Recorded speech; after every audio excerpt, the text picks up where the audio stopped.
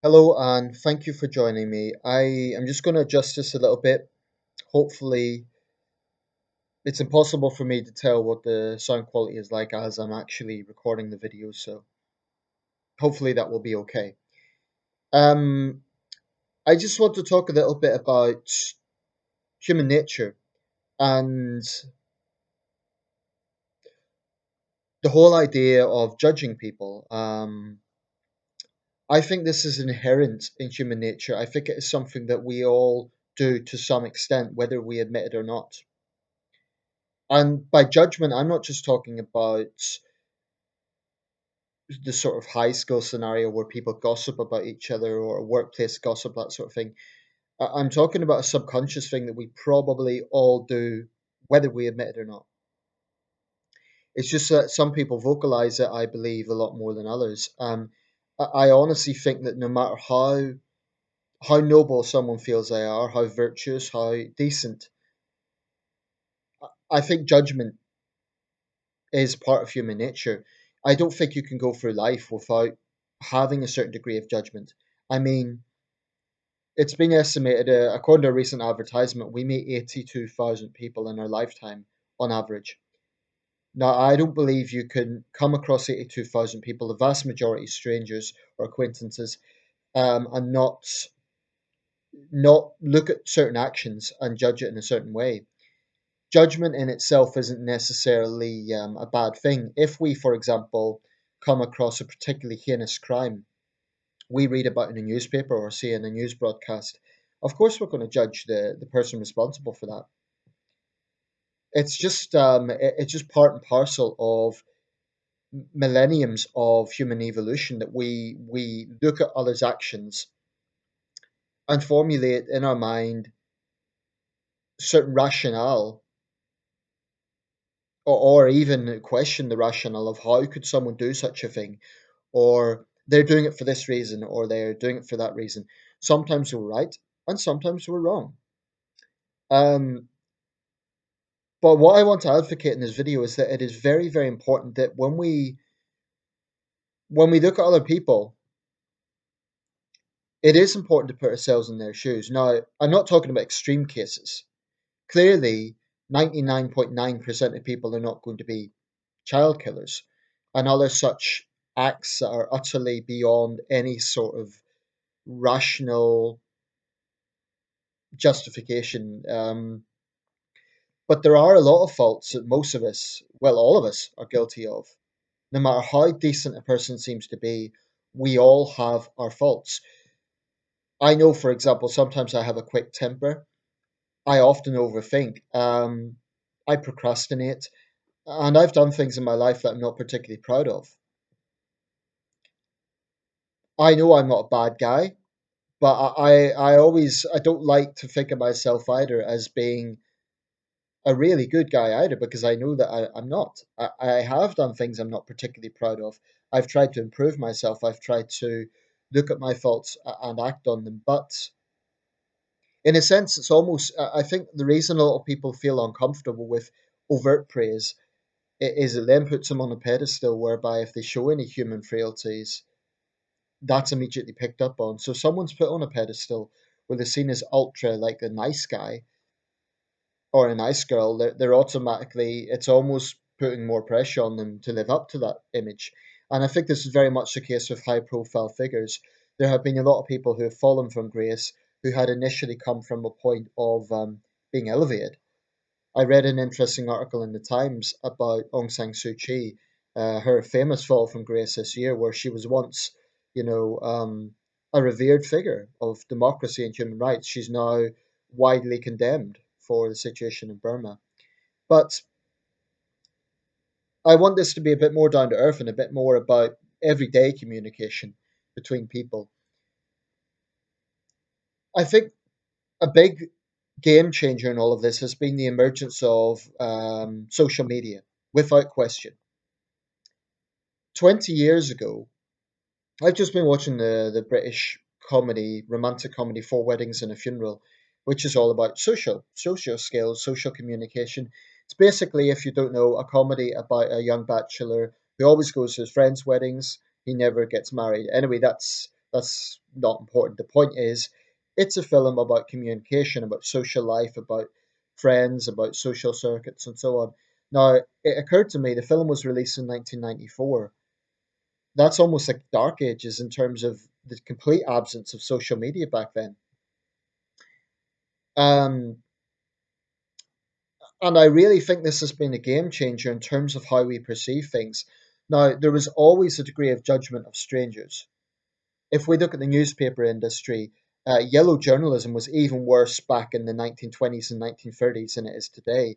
It was even more sensationalistic, more um, liable to bend the truth, and completely outrageous as some of its behavior back then. But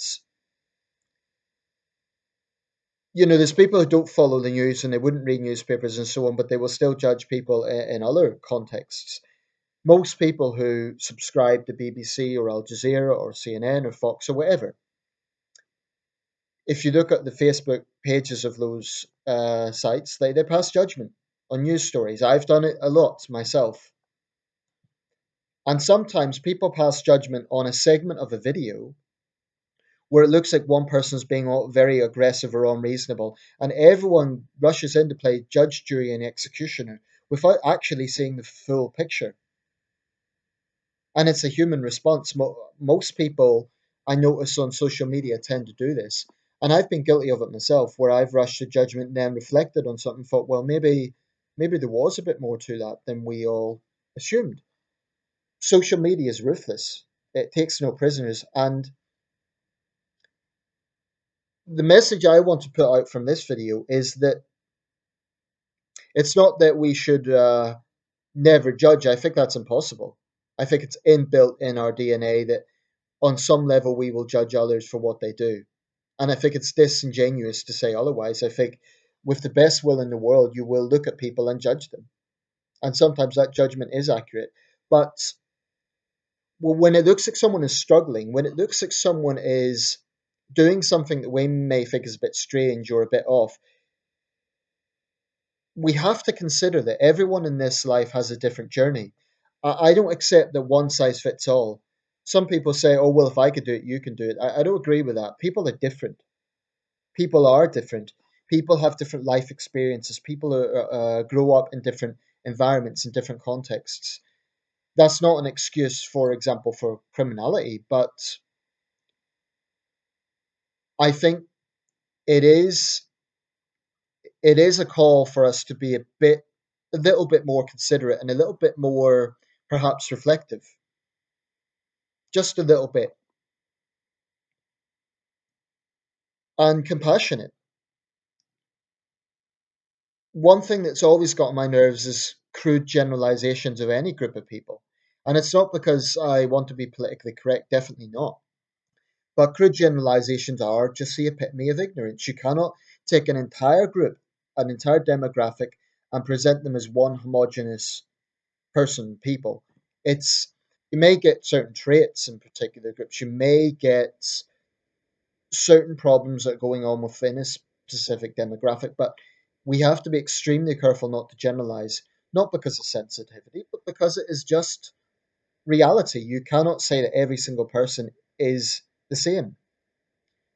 But on a more down to earth personal level, you can't say why is that person doing this? Oh, I'm this, and one of the classic ones is, oh, I'm a hardworking taxpayer.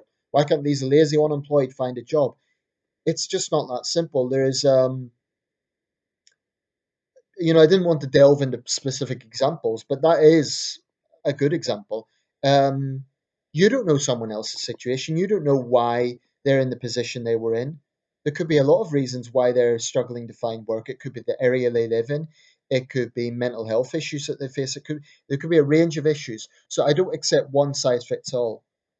And it does irritate me when people assume that they know everyone's background and they think that they can rush to play judge, jury, and executioner.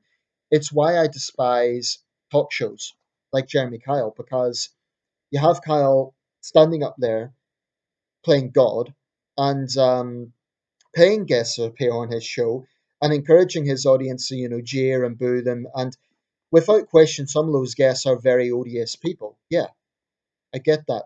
But there's something very hypocritical and ugly about a form of entertainment where the basic core is to judge people.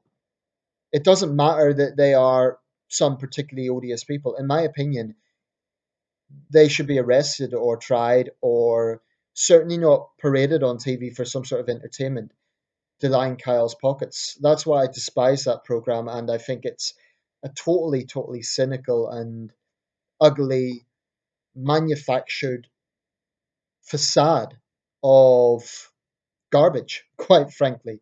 I hate it. And I just think that we need to really reflect on what would we do in that person's position.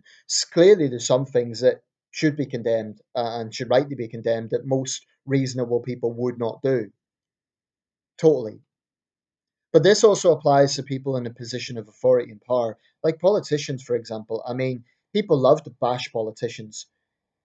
And the interesting thing is, this is most common in countries where there is democracy and where people can have freedom of conscience, which is a very good thing. But where we also have relatively more freedoms, and I think people expect politicians to do everything, and they never stop to think, well, if I was a minister or if I was a high level government official, what would I do in their position? How would I do this better? Because they fail to remember that politicians, for example, or anyone in a high profile position, simply cannot please everyone all the time. It's impossible. So, yes, those people have chosen to take a that endeavor in life, they've chosen to put themselves into the arena, but I think we should be just a little bit understanding of the fact that actually they are under huge pressure and ultimately they are human beings. There is that human factor there. You can see the same with sports people. When you get diehard fans who, someone's letting a goal or they've lost a fight or whatever it may be, and you get these diehard fans that expect them to be superhuman. And anything short of that, they take it personally, like the sports person has let them down personally. Well, they might have lost a lot of money from a bet, who knows? But what I'm trying to advocate here is that I'm not saying we should all act like monks and we should all be super virtuous and we should all be really calm and reflective. I'm not saying that. I'm just saying that people do have different life experiences, and what might have worked for you won't necessarily work for someone else. What you may have found to be successful or workable might not work with someone else. And I'm not preaching here. I am totally guilty. I am totally guilty of some of these things. So please don't think I'm preaching. It's just some reflections I've got, though, about the whole concept of judgment. But what we must remember is none of us know everything, and none of us are perfect. And a final thought, I don't believe that, I don't really agree with the idea that there's no evil out there. I do think there are certain people. I saw an interview, the journalist Ross Kemp was interviewing this human trafficker who admitted to killing up to 400 young girls. Now, that to me is pure evil. I don't think you could put any caveat on that. Oh, he might have some good. I think that's pure evil. And I think there is evil out there. But those are the extreme cases. Most of us probably have some good and some less than good qualities. Thank you for watching. Let me know your thoughts.